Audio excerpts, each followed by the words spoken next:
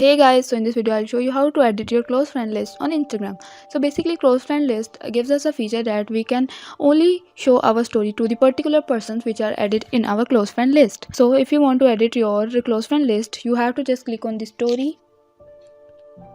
Then you have to click on camera or select any of the photo which you want and you have to capture a photo. Now you can see there down there are two options, your story and close friends. You have to click on close friends. Then you can see there are no close friends in my list. So if I want to add any of the close friends, I have to click on search and I will search the friend name and I'll add this.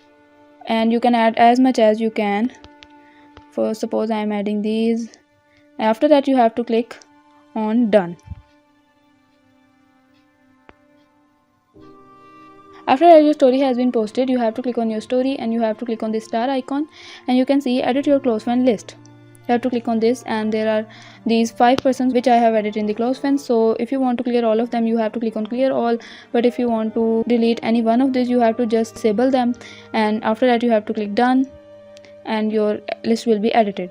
Okay, so another way is that you have to click on profile icon, then you have to click on 3 lines, then you have to click on close friends, and here you can see your close friend list and you can add persons by searching them and delete by removing them.